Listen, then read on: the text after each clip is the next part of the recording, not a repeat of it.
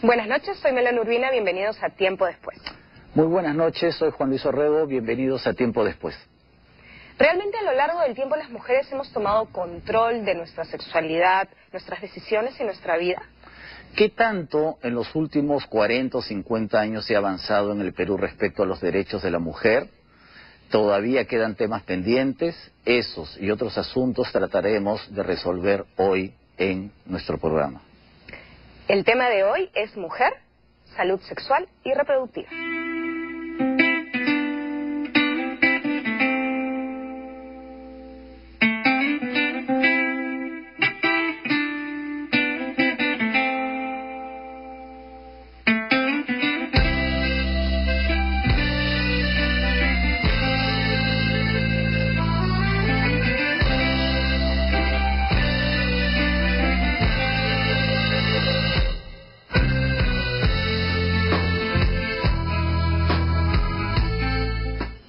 El día de hoy tenemos a dos grandes invitadas y dos grandes mujeres también. Quería presentar a Johanna Mendoza. Ella es psicóloga clínica y editora del libro La maternidad y sus vicisitudes hoy. Nuestra siguiente invitada es Trixie Vargas. Ella es psicóloga y asesora en salud reproductiva. Trabaja en APROPO, que es el apoyo a programas de población.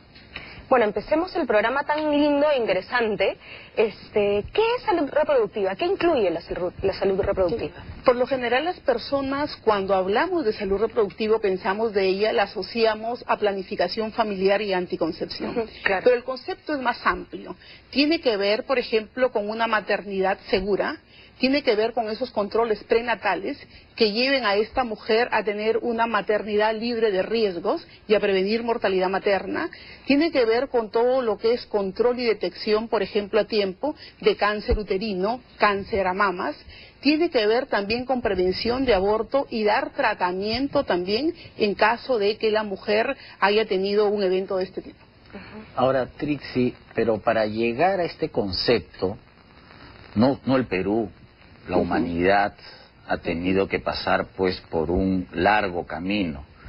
La idea es cuál era la situación de la mujer en el Perú, en este caso, hace 50 años. Complicado, ¿por qué? Porque se veía mujer igual a maternidad. El número de hijos era mayor, ahora estamos más o menos, la tasa de fecundidad es 1.6, antes el promedio de hijos por familia era 5 a 6 hijos por familia. ¿Por qué? Porque había un fenómeno también que explicaba esta maternidad con muchos hijos, y era la mortalidad infantil. Así como nacían, niños morían. Entonces, cuando tú conversabas, por ejemplo, y eso no fue hace mucho tiempo, más o menos en la década del 90, yo tuve que hacer un trabajo, pues me designaron a hacer un trabajo en Piura, y cuando yo les preguntaba a las mujeres cuántos hijos tienen y por qué tuvieron esa cantidad de niños, si siempre lo desearon, las respuestas eran: yo tuve 6 hijos o tuve 8 hijos para ver cuánto lograba, porque la mortalidad infantil era muy alta. Entonces ellos tenían 8 niños y sobrevivían 4, sobrevivían 3. Entonces, de alguna manera, era esa la forma de pensar. Y lo otro también es que en la zona rural era asegurarte, por ejemplo, mano de obra para quien pueda trabajar esa chacra, quien pueda ayudarte en las labores que tú tenías que hacer como padre para poder sacar adelante tu familia. O sea, el éxito de la mujer finalmente se relacionaba a su rol de madre únicamente. A su rol de madre, ¿ok? Quizás, Johanna, eso quiere decir que hemos cambiado y para bien, porque, digamos, pues en el antiguo régimen, ¿no? La mujer no tenía un proyecto propio de vida. Es decir, la vida de la mujer estaba enfocada en relación a la maternidad, a la familia, al esposo, no tenía un proyecto de vida. Yo creo que efectivamente de hace 50 años para acá ha habido una revolución en este tema en la mujer. Desde la aparición de la píldora anticonceptiva, que es un hito en donde se separa lo que es la función reproductiva de la mujer y lo que es su sexualidad y la posibilidad de goce, creo que se inicia una gran revolución. Claro, le permite relacionarse con su cuerpo de otra manera y la sexualidad que sea también, digamos, solo fuente recreativa, placentera, únicamente. Solo fuente de encuentro con el otro y de placer. Y eso no lo empodera, ¿no? se permitió descubrir toda esta dimensión que antes, como decía Trixie, estaba absolutamente ligada a mujer igual identidad materna, ¿no? Ahora no es así, pero, y espero que durante el programa, hay nuevas cosas que han aparecido. Las cosas todavía no son color de rosa para la mujer. Ahora, además, igual estamos un poco encasilladas en ese rol, de todas maneras, yo siento, ¿no? Y el desarrollo no ha sido igual. Hay mujeres que dieron el primer paso, hay otros que lo están siguiendo, pero todavía no es la totalidad de las mujeres. Totalmente. Claro, si nosotros, por ejemplo, analizamos un poquito la estadística, nos encontramos que alrededor del 55% de los embarazos que se producen hoy en día no son deseados. 55% entre la mujer que quería un embarazo para más adelante y la que no quería más, suman alrededor del 55%. Ahora, ya que estamos en el bloque de historia, vamos a retroceder un poquito para que nuestros televidentes se den cuenta cómo hemos avanzado. Hace 50 años en el Perú, hace 60 años, recuerdo el censo de 1940, los niveles de analfabetismo eran mayores en la mujer que en el hombre. Y una cuestión interesante es que la expectativa de vida de la mujer era menor que el del hombre. Porque la mujer estaba sometida a una serie, un número indeterminado de embarazos, ¿no? Y no todos el número de embarazos no significa el número de hijos, por lo que ustedes han mencionado, y porque muchas mujeres las obligaban a casarse de adolescentes. ¿Cómo era eso? Era, por ejemplo, los padres planeaban en qué momento te tenías que casar. Por lo general las mujeres tenían su primer hijo a los 12, a los 13 años. Increíble. Ahora lo que nosotros analizamos, el tiempo ideal entre un embarazo y otro, que debería ser de 3 años, ahí no había ese tiempo, era salir de un embarazo y entrar a otro. Y me imagino que un embarazo tan joven es un embarazo de alto riesgo, tanto para la madre como para el bebé. ¿Y quién la atendía? Lo atendía una partera. Los conocimientos de esa partera estaban limitados, era el parto en casa, la capacidad de respuesta frente a una emergencia no existía. Era nula. Y además la forma de pensar, ¿para qué necesitas tanto control si total todas las mujeres paren? Es propio de una mujer, es algo natural. Es parte de la naturaleza. Y hoy hemos aprendido que si bien es cierto que es parte natural, eso no significa que estés exento de riesgos. En esa época no existía. ¿Y cuándo se da el cambio? Digamos, a pasar de dar a luz en casa a dar a luz en un hospital, en una clínica. Viene también cuando los servicios de salud se acercan más a esta población. Viene también cuando el profesional de salud, por ejemplo, ya no es aquí en este lado vertical y tú aquí. Imagínate ahora cómo se ha podido dar cuenta que mucha mujer no se acerca a los servicios de salud porque no se tienen en consideración factores culturales que para ellas son importantes. El hecho de tomar algo caliente, el de enterrar la placenta, que para nosotros los que estamos en la ciudad y los urbanos decimos, pero ¿dónde está la importancia? Pero claro que es importante, es importante para ella. Ahora, antes de la aparición de la píldora anticonceptiva, que de hecho revolucionó, pero hay que tener en cuenta que la píldora no entró inmediatamente. Claro, al Perú década de los 60 ha sido la píldora. Johanna, ¿qué métodos, qué formas tenía la mujer? Porque de hecho, algunas mujeres, seguramente en la clandestinidad, en forma secreta, intentaban evitar embarazarse. ¿Tú conoces algunas formas de anticoncepción que existían hace 50, 60 años? La más conocida, que es el método del ritmo, ¿no? Que es, tomas tu regla como referencia y se sabe que hay 7 a 10 días donde tú lo más probable tienes altas posibilidades de no quedar embarazada y en las otras sí. Pero esto es un método absolutamente falible. No siempre se da porque no hay el cuerpo no es un reloj en todas las mujeres. Las adolescentes no tienen la madurez todavía que se necesita para utilizar este método y no necesariamente también las mujeres adultas se podía contar con ello como algo que fuera tan seguro como la píldora o como los métodos que hay ahora, ¿no? Ese era el famoso método acá en Lima, de repente al interior del país se conoce hierbas, la gente de la selva, por ejemplo, tenían mucho conocimiento y tienen conocimiento actual de qué hierbas se pueden favorecer la fertilidad como impedirla. No, y también existen combinaciones de hierbas que son abortivas, porque uno cuando va a ciertos mercados de la capital, incluso ahora, uno ve los letreros, ¿no? Retraso, dice. Sí, pegados en ¿No? O sea, a buen entendedor, Claro. ¿no? Para corregir menstruación, pero hay un método también que se usó mucho y era el coito interrumpido, ¿no? Desde los romanos. Por supuesto. Pero claro, que por cuando el supuesto. varón sentía que iba a eyacular, se retiraba de la vagina para no embarazarla, para evitar embarazar. Pero Y lo tampoco es otro, seguro. Claro, y lo otro, los lavados vaginales. Que tampoco es seguro. Con vinagre, Claro, con vinagre, ¿no? con Esos hierba, son- ¿no? Con jabón. y claro, y en la época antigua, por ejemplo, hasta los egipcios tenían sustancias supuestamente espermicidas, Claro. Sí. pero que causaban a veces muchas infecciones a la Claro. mujer. O sea, siempre hubo Claro, formas. Claro, inclusive, por ejemplo, había el condón, y no estamos hablando del condón de ahora, sino del condón que se hacía con intestino de Claro. animales, ¿no?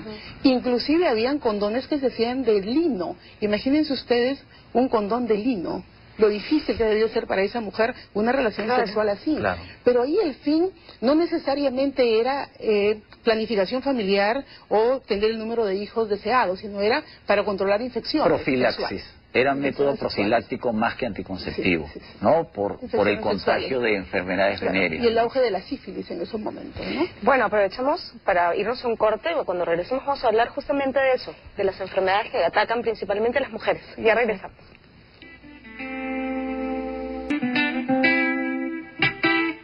El día de hoy estamos hablando de la salud sexual y reproductiva en la mujer.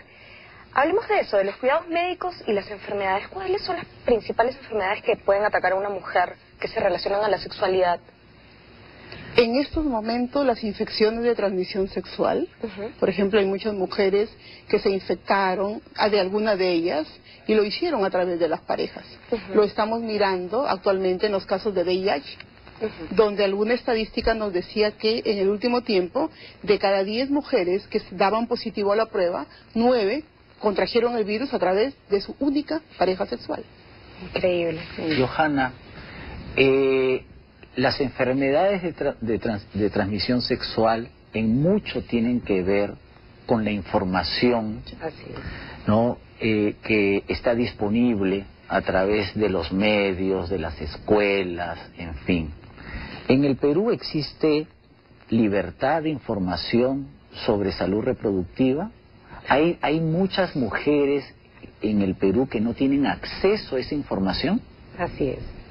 Así es. Yo creo que hay un alto porcentaje de mujeres y de chicos también y de hombres también que no tienen información o información correcta. Pero me gustaría agregar que la información sola a veces no es suficiente, Claro, no es para suficiente. cambiar nuestros hábitos de cuidado. Y eso tiene que ver porque nosotros venimos de familias y de una estructura social que nos manda mensajes de qué es lo que tenemos que hacer, qué es lo bueno y qué es lo malo. Entonces, cuando por primera vez los jóvenes o las mujeres puedan tener esa información, tienen la información, la escuchan, pero para procesarla y para llevar a una acción de cuidado es todo un recorrido importante. O sea, la información principal debería venir desde la casa. Desde la casa, desde los medios de comunicación y principalmente de la escuela, ¿no? Casa y escuela son los dos lugares principales donde tendría que venir la información. Claro, pero digamos que en la escuela la información es más como pedagógica. En la casa hay una, ¿no? Es tu madre, son tus padres, son tus hermanos mayores, de pronto los que te dan una información y hay una relación y modelos, Exacto. ¿no? La mamá El y el ejemplo, papá el cómo- en el día a día, sin palabras, va entrando el modelo de lo que es el cuidado, de lo que es el respeto a las mujeres, pero en el colegio, pero desgraciadamente solamente lo vemos en colegios privados y entonces nos estamos refiriendo a una población del 5% del Perú. Felizmente está viendo también la información, pero no solamente desde lo pedagógico, sino también los profesores de estos colegios están tratando de darlo en colegios mixtos donde se permite la discusión y nuevamente se puede permitir en el modelo diario de respeto de que hombres y mujeres compartan la información y las experiencias y cómo viven su sexualidad y cómo viven la información, por ejemplo, de cuidados con frente a las enfermedades de transmisión sexual, del embarazo adolescente, del uso de métodos anticonceptivos. Ahora, entre las enfermedades de transmisión sexual, lógicamente tenemos el SIDA. Hay mucho prejuicio, como que ya no se habla mucho. ¿Cómo está el tema del SIDA entre la población femenina del Perú? Cada vez son más las mujeres que pueden ser infectadas con el VIH. Por eso en algún momento se decía que el VIH y el SIDA estaban tomando más rostro de mujer y de niña, pero básicamente cuando nosotros revisamos las estadísticas nos damos cuenta que de los casos de SIDA alrededor del 39% está entre personas de 20 a 35 años. Ya. Si nosotros analizamos ese dato, cuando una persona adquiere la infección, si no recibe tratamiento, más o menos el SIDA aparece alrededor de los 10 años. Esto significa que la persona que tiene 25 o tiene 30 años se infectó ¿cuándo? Cuando tenía 18 años, 20 años, 25 años. Además, en el caso de la mujer, perdóname, es bien particular porque tengo entendido que, digamos, la única manera de evitar contagiarse de SIDA es a través de un preservativo, o sea, protegiéndose de un preservativo, y el preservativo no es que lo use la mujer, sino que la mujer tiene que pedir, en todo caso, que lo use el hombre. Por suerte, ahí hay un poquitito de avance ya, desde hace más o menos un año, año y medio, se ha empezado a aprobar aquí la aceptación del condón femenino. El Ministerio de Salud ya lo trajo. Hay algunos centros de salud donde se está ofreciendo ya este condón femenino a las mujeres que lo deseen usar. Por ahí ya hay un avance. Pero aquí lo importante es que las mujeres seguimos pensando, o la mayoría de las personas seguimos pensando, que VIH es igual a población homosexual. Ese es el prejuicio. Solo los homosexuales, y viene un prejuicio y viene una discriminación. Y que es entre hombres. Y no es así. Todas las personas que tenemos actividad sexual, si tenemos comportamientos o conductas de riesgo, como por ejemplo tener más de una pareja sexual, soler tener relaciones sexuales ocasionales. Si yo conozco que mi pareja puede tener más de una pareja, o yo mismo, debo usar un condón. Entonces todavía nosotros estamos dejando, decimos nosotros, el control de nuestra vida en manos del otro. Una persona decía en algún momento, lo que sucede es que yo al exigir condón estoy aceptando que él me es infiel. Entonces, ojos que no ven, corazón que no siente. Pero el riesgo en el que te colocas es un riesgo importante. Pero además el VIH está apareciendo en mujeres sobre los 50 años y en hombres 50-55 años. ¿Qué está pasando ahí? Con todo el tema de los medicamentos para mejorar todas las disfunciones sexuales que se presentaron y que es propio, y estás en tu derecho de buscar cómo mejorar y cómo mantener tu actividad sexual, se está usando el medicamento, pero no se está usando protección, no se está usando condón. Y este señor sigue manteniendo relaciones sexuales con la esposa que está en casa y le está infectando. Claro. Ahora, como nos están viendo en todo el país, ¿cuál es la geografía del SIDA? ¿Cuáles son las zonas más sensibles en el Perú actualmente? Si nosotros lo miramos por estadísticas, Lima es el que reporta el mayor número de casos. Obviamente, Lima tiene una población de 8,5 millones de personas, y cuando recién empieza todo el tema de los tratamientos, las personas venían hacia Lima a recibir sus tratamientos. Pero por ahí se va moviendo mucho las estadísticas, y tienes que es Lima, Callao, está Arequipa, está Ica, está Iquitos. Entonces los casos van moviéndose, ¿no es cierto? Y lo que tenemos que tener en claro nosotros es que no hay una zona de Perú donde no haya casos de VIH, porque el VIH y las infecciones de transmisión sexual viajan con nosotros. Nosotros vamos y van con nosotros, ¿no? Y hablemos un poco de los cuidados médicos. Este examen que tenemos que hacernos las mujeres una vez al año, el Papa Nicolau, seamos sinceras, es bastante incómodo, e invasivo. ¿Cómo? ¿No hay una manera de transformarlo para que, o sea, realmente las mujeres lo hacen?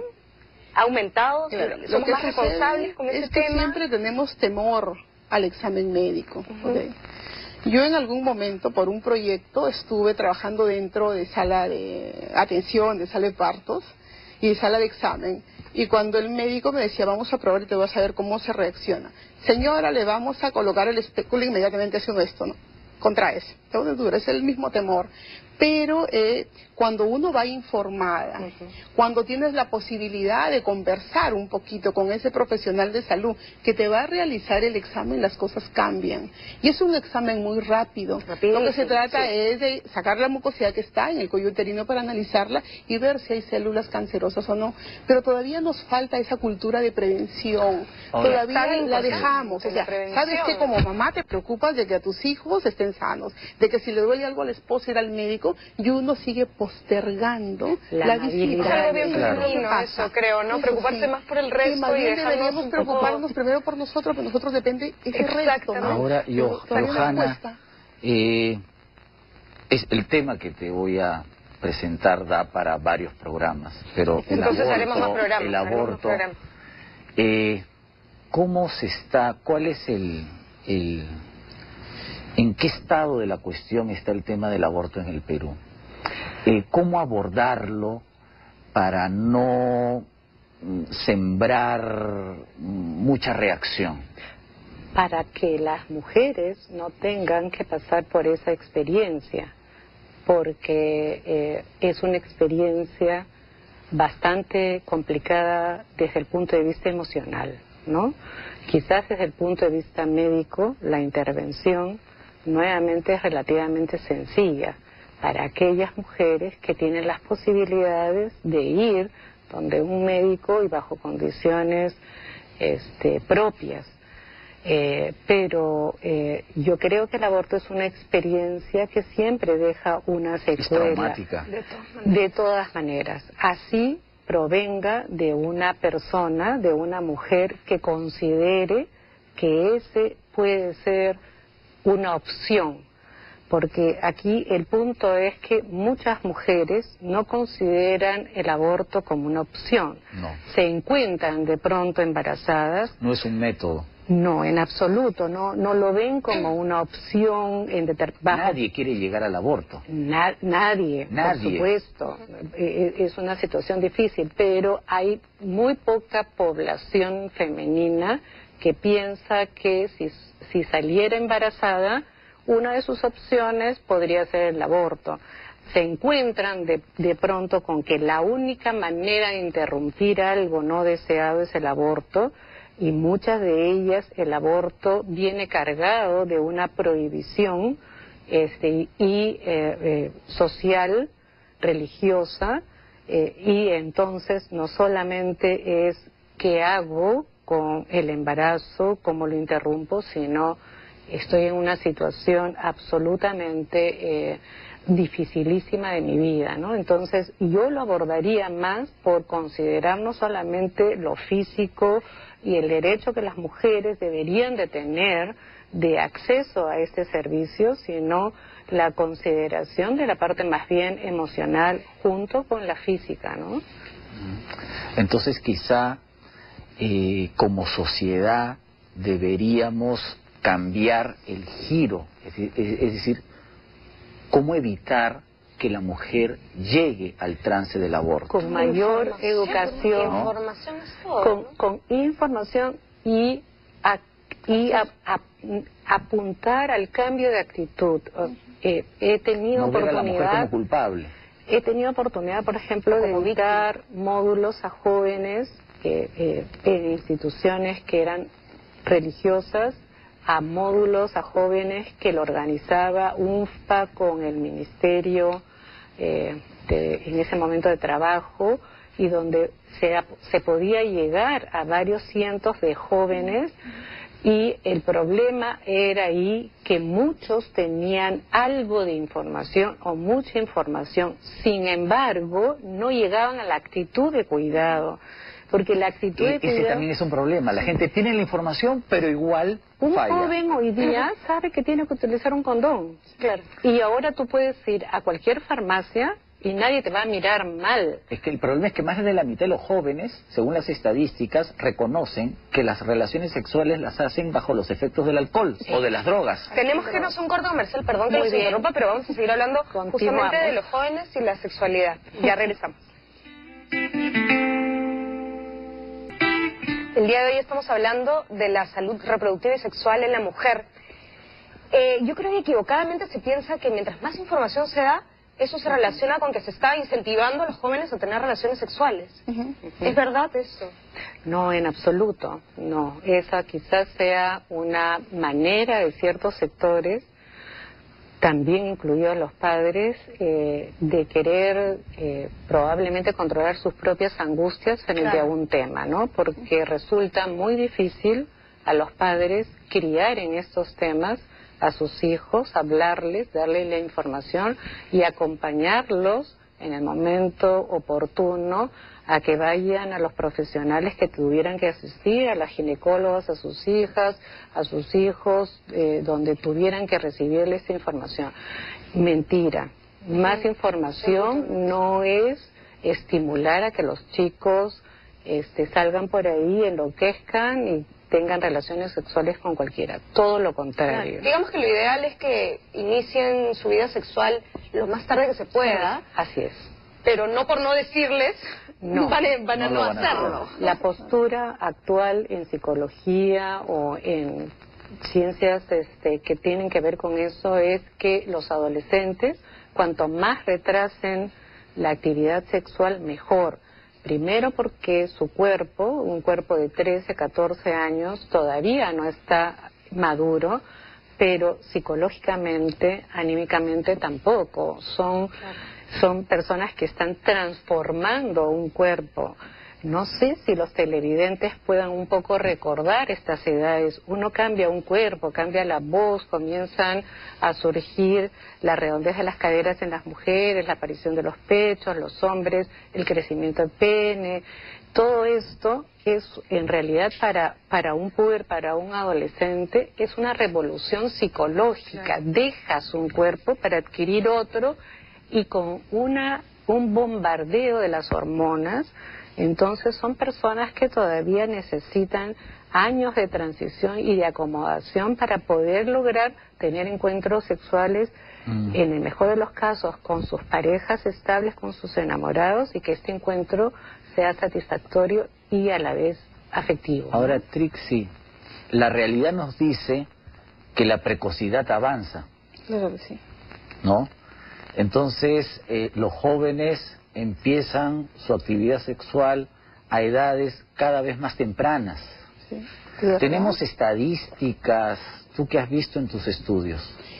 Por lo general, la edad de inicio sexual en ellos es alrededor de los 15 años. En el Perú. En el Perú. Estamos en varones. promedio de 15 años. Y en las mujeres alrededor de los 15 años, 6 meses más o menos. Ya. Si después nos vamos al tema de embarazo adolescente, la tasa de embarazo adolescente no se mueve en el Perú hace aproximadamente 10 años. No disminuye. No disminuye. 14% de adolescentes ya son madres o están gestando por primera vez. ¿Y en qué nos estamos equivocando? Si hay cada vez más información, más métodos, claro, ¿por qué no? Pero miremos un poquito y escarbemos más esas cifras y nos encontramos con datos interesantes.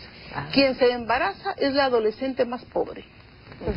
Tiene menos oportunidades y lamentablemente está todavía mirando en la maternidad su única posibilidad de realización. Muchas veces esta adolescente viene de un hogar donde hay mucha violencia. Hay violencia y hay maltrato, entonces esta es su oportunidad de salida. Esa adolescente es la que menos años de estudio tiene. Las chicas que tienen un año de estudio superior o las que tienen secundaria completa son las que menos se embarazan frente a las que no tienen la secundaria completa o tienen un nivel de educación primaria. Ahora, por zonas geográficas, se nos embarazan más las adolescentes de la selva frente a las de la sierra y a las de la costa. Entonces, el discurso que nosotros hemos escuchado es, viene el factor cultural. Sí, es cierto, hay un factor cultural de por medio, pero muchas veces el factor cultural se convierte en la gran excusa para no hacer nada. Es la conformidad, bueno, la mamá se embarazó, así es, pues, no, es que no así es así. Así son en la selva. Dice. Sí, así Ahora, es. Johanna, hay una serie de factores concurrentes a esta precocidad, porque habíamos dicho en el segmento anterior que la mayoría de los jóvenes acepta que las relaciones sexuales las hace bajo los efectos del alcohol o de las drogas. Y sabemos que en el Perú el consumo de alcohol es ahora más precoz y el consumo de las drogas también. Es decir, los chicos están empezando a tomar a los 13, 14 años. Eso los empuja a las relaciones sexuales. ¿Tú qué has visto en los casos que has analizado? En todo caso coincide con lo que estás diciendo y por eso me interesaba mucho subrayar que a la información hay que sumar un cambio de actitud. Si tú estás bajo los efectos del alcohol, en esos momentos no te vas a poner a pensar que tienes que salir a comprar un condón a la farmacia. Claro. El cambio de actitud... O de repente lo tienes y te olvidas que lo tienes. Pero la mujer tendría que cargar el suyo propio o pedirle a su pareja que se coloque un condón. Yo creo que nuestras adolescentes tienen que ser educadas y acompañadas para que ellas entiendan que la persona que se quede embarazada no es un hombre. Claro. Son las mujeres las que se quedan embarazadas y algunas de ellas, no pocas, van a terminar probablemente practicando un aborto. Entonces, si uno da esa información y además acompaña para trabajar en conjunto esto, la apuesta es, si tú quieres tomar, si tú quieres consumir, estás en tu derecho y estás en tu libertad, pero las mujeres tendrían que cuidarse sí o sí. Yo creo que eso es el punto. A mí la historia siempre me jala. La literatura nos lo dice. La iniciación sexual del hombre, por lo general, era con una prostituta. Claro. Incluso había padres que los llevaban al prostíbulo para que se inauguren. Eso nosotros lo sabemos. Hoy esa situación ha variado. Sí, y me parece felizmente. Yo creo que hay por lo menos un porcentaje de adolescentes que descubren su sexualidad siendo pareja.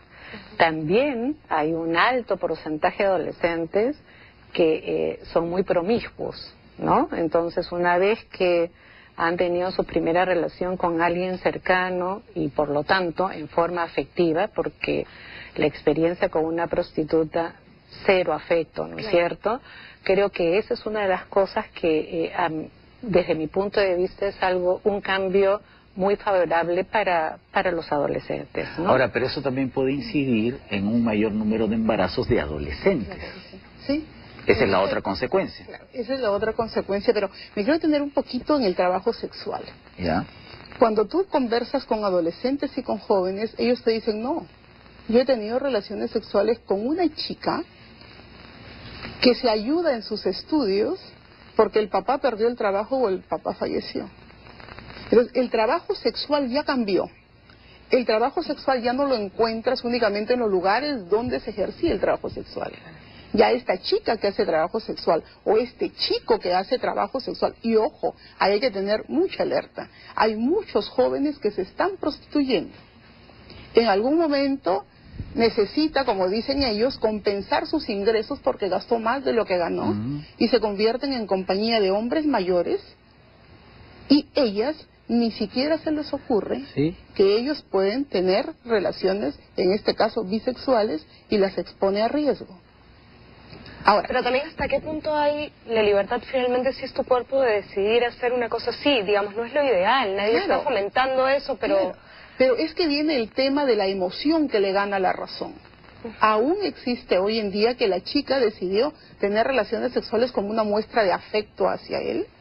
Los jóvenes manejan el término de que si no hay una relación sexual coital, esa relación sexual o esa relación de enamoramiento está incompleta. Y también viene el mandato social que es fuerte hacia él, que él tiene que demostrar que es hombre a través de una relación sexual coital, lo que no nos pasa a las mujeres. Claro. Nosotros no necesitamos tener sexo con alguien para decir, mira, yo soy mujer, ¿no? Y también viene el temor de los padres cuando tienen un hijo adolescente y este chico tiene 18 años o ya pasó a los 19 y no le conocen enamorada, entonces, oye, hay que alentarlo porque no vaya a ser que es algo homosexual. Entonces, hay una serie de factores que están incidiendo para que este adolescente, que además no tiene información, porque hasta ahora el sector salud no incorpora la educación sexual integral dentro de la currícula, a pesar de que existen los lineamientos. Entonces no hay información. Tú en antes citaste a los papás que acompañaban en generaciones anteriores a sus hijos, ¿no? Si no quisieran. Sí. Sí, Los ¿no? llevaban. Me parece importante porque ese es un modelo de padre, ¿no? Ese es un modelo de padre. Un colega escribió un artículo que el título era más o menos de Papá lo sabe todo a Homero Simpson, ¿no? Que lo que trataba de exponer ahí es cómo los modelos paterno y materno han cambiado. Sí, claro. También la moda actual, la sociedad a través de los medios de comunicación vende que las mamás ahora son amigas de las hijas, No. los papás son ¿Y hasta qué punto amigos. es beneficioso lo cual la no es relación cierto. absolutamente horizontal entre Lo cual no es madre y cierto. hijos? Entonces Los hijos van a tener todos los amigos que Claro, quieran. se El padre pierde, tiene que ser padre y la madre tiene que ser madre. Se pierde Claro. este modelo y esta autoridad Así es. que pudiera incorporar las nuevas propuestas en favor de vivir mejor de los chicos, pero desgraciadamente hace que esas personas que son amigas no tengan tampoco la posibilidad de saber poner límites a sus hijas y a sus hijos a propósito de las salidas. Bueno, tenemos que irnos a un corte comercial. Podríamos quedarnos hablando horas. Definitivamente va a haber más programas. Va a haber una segunda y tercera parte y cuarta parte, etcétera, etcétera. Nos vamos a un corte comercial y ya regresamos.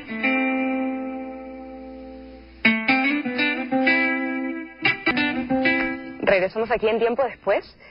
Y hay un tema que a mí me interesa mucho, que es, bueno, la maternidad de la mujer en el siglo XXI. ¿Qué pasa más bien con las mujeres que deciden no tener hijos? ¿Cómo son vistas socialmente?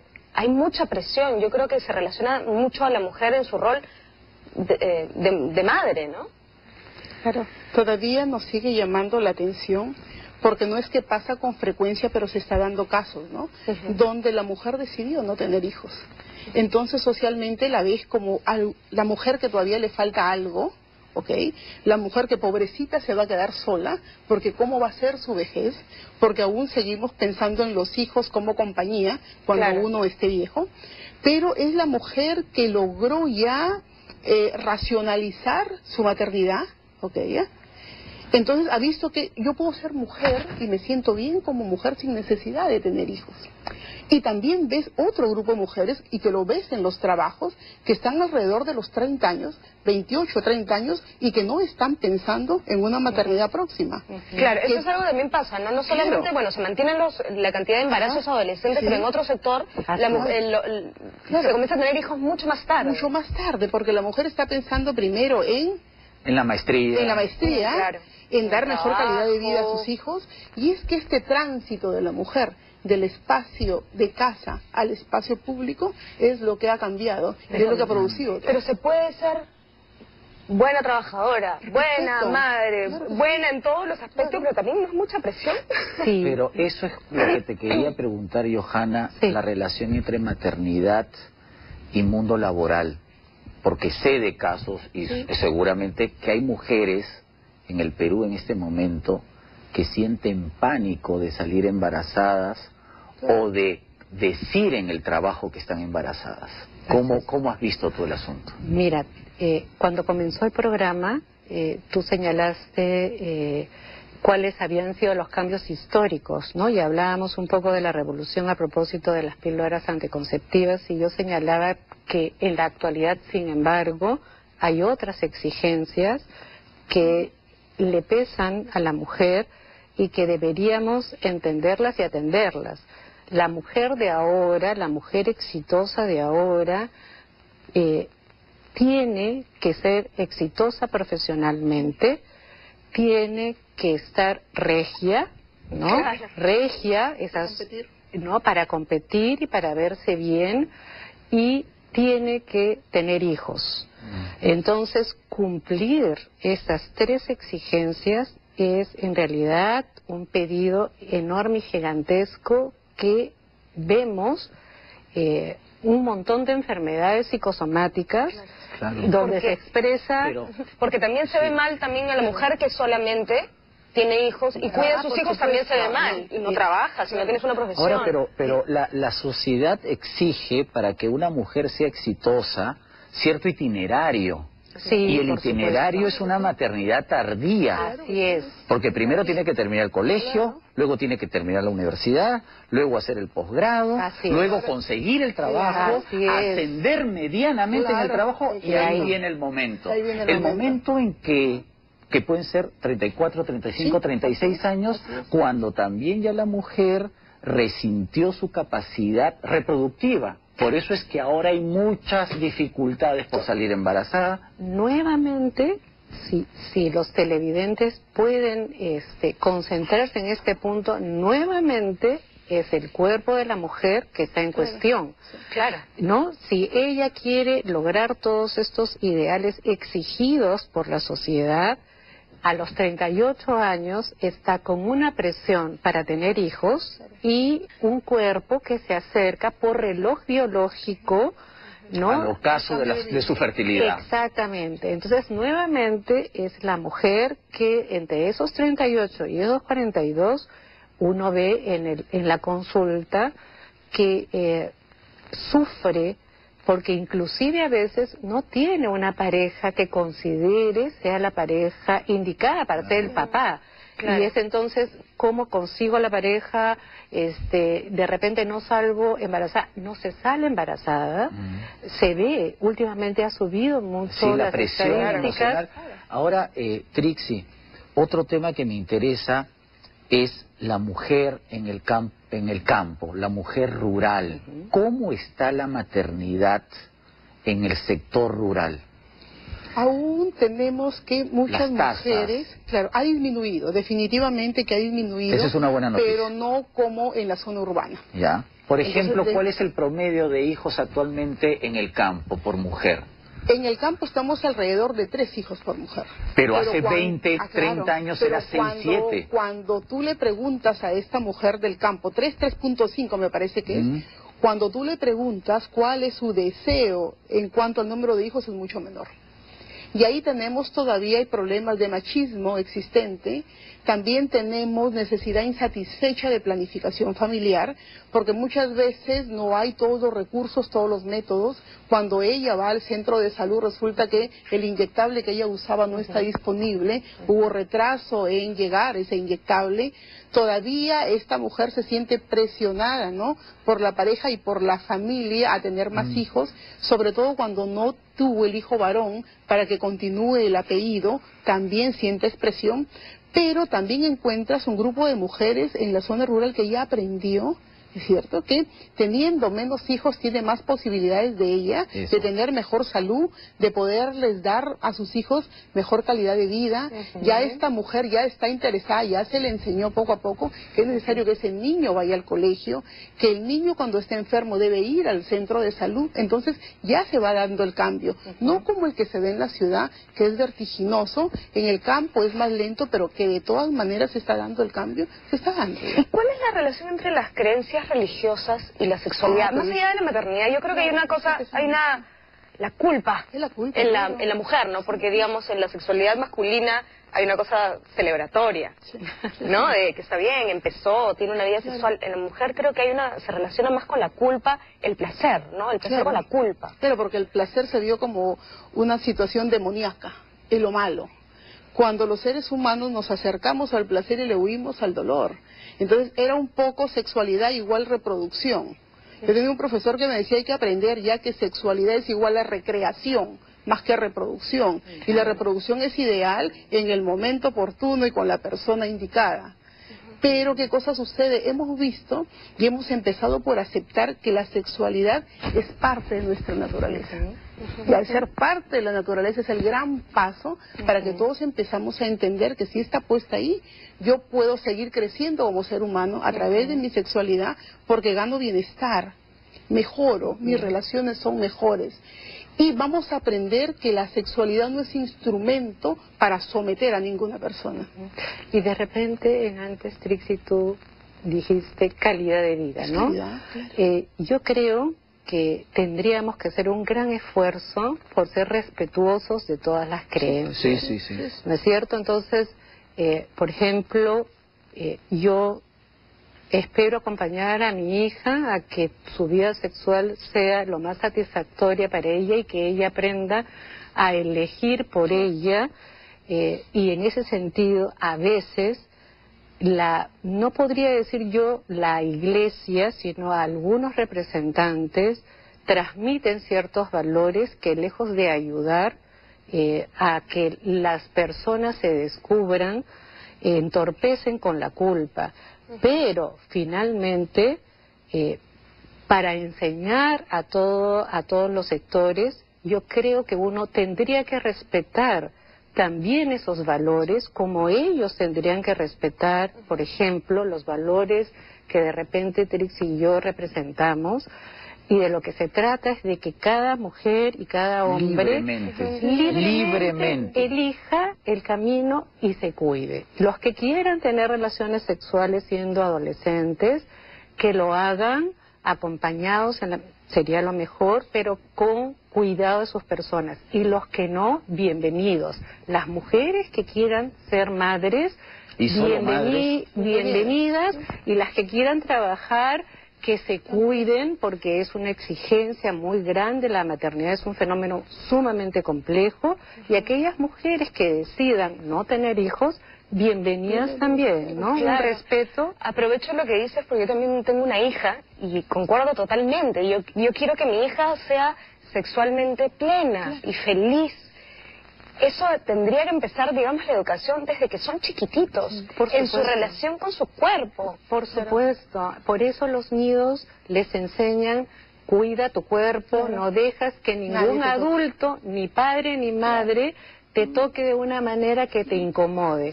Desde los 3, 4 años ya va el primer, digamos, el primer piso para que cuando tú llegues a la pubertad y adolescencia le digas, bueno, y ahora existe esta otra etapa, ¿no? Claro. O sea, de eso se trata, de ir sumando. Alguien decía que los hombres están buscando a las mujeres que ya no existen y que las mujeres están buscando a los hombres que todavía no han nacido. ¿Cómo estamos en lo que ahora se llama pues relación de género? O sea, la mujer lógicamente es la que ha avanzado y el hombre es el que ha, entre comillas, sufrido o resistido estos cambios, ¿no? Por ejemplo, el tema de la vida doméstica, de la paternidad compartida. ¿Cómo estamos en eso? Ahora hay un grupo de jóvenes interesantes que apuesta por aprender juntos. ¿Ya? Y de esa manera se está quitando ese peso que tenían de que ellos debían conocerlo todo, porque también era un peso social muy grande que les dimos y que también los hacía sufrir, no la llevaban tan fácil tampoco. Entonces ahora es el apostar. Claro, el hombre era víctima del machismo. Claro, pero por eso es lo que la gente no entiende. Total. El hombre era víctima del machismo. Claro, hasta cuando tú querías expresar algo y tú decías, tengo ganas de llorar, pero ¿cómo vas a llorar? Los hombres no podían llorar. Y el hombre tenía que saberlo todo, el sexo, el hombre no tenía que, y el hombre tenía que proveer. Claro. ¿No? Y esa era la gran preocupación: ¿qué hago y cómo lo hago? Y si tú tenías una pareja que ya había tenido una actividad sexual anterior, había tenido otra pareja, era el temor: ¿cómo lo voy a hacer yo? Y la comparación. Entonces, ahora hay un grupo de jóvenes que se vamos a apostar juntos, se están compartiendo roles, los roles ya no son tan rígidos. No, pues. Y mira este fenómeno que ha pasado y que lo conversábamos con varias amigas, el boom de la gastronomía. ¿Qué se ha visto? Al hombre exitoso cocinando. Y eso ayudó mucho, porque ahora venció la resistencia. Claro. ¿Y cuántos ahora vas a una reunión? Ellos se colocan... No, antes el hombre solamente hacía la parrillada. Ahora no, ahora se pide la cocina. Eso es extraordinario. No, es extraordinario. Lo que tiene que entender la gente es que no solo la mujer fue víctima del machismo, el hombre Totalmente también. de acuerdo. Ahora totalmente de acuerdo. Ya lleva, tú ves cada vez más hombres jóvenes, eso sí hay que destacarlo, que llevan a sus hijos al nido. Claro. Que cuando ella no está, ellos lo llevan al pediatra. Claro. Ella le da el alcance y viceversa. Entonces ya hay un complemento. Claro, hay un complemento ahí. Y eso es importante. Quizás laboralmente los hombres pueden sentir la presencia y la competencia con la mujer de una manera que los ponen en jaque. Pero considero, o por lo que es mi experiencia, que en el tema de la crianza, los hombres están gozando, participando y cooperando. Están descubriendo un mundo del que antes estaban totalmente reprimidos. Y es exquisito. O sea, es realmente muy simpático. Alguna vez escuché a alguien muy cercano a mí que decía que se había hablado mucho, ¿no?, de las mujeres, de la envidia del pene, pero que nadie había hablado de la envidia de dar de mamar. Claro. Y que si él hubiese podido dar de mamar a su hijo, claro, quisiera saber cómo se sentía esa experiencia, ¿no? Además, por ejemplo, conozco casos de colegas que ellas fueron las que se sacaron la beca y ellos tuvieron que ir a acompañarlas, claro, a cuidar a los hijos, algo que era impensable, claro, hace 30 o 40 años. Lamentablemente, tenemos que terminar el programa. Nos vamos. Sin duda, este programa tiene que continuar en otra oportunidad. Muchísimas gracias por estar aquí. Ha sido realmente lindo el programa. A ustedes y a esta oportunidad para que llegue a muchos sectores que quizás esta información y esta conversación no llegaría, ¿no? Gracias. Gracias por venir. Y bueno, nosotros hasta mañana. Chao.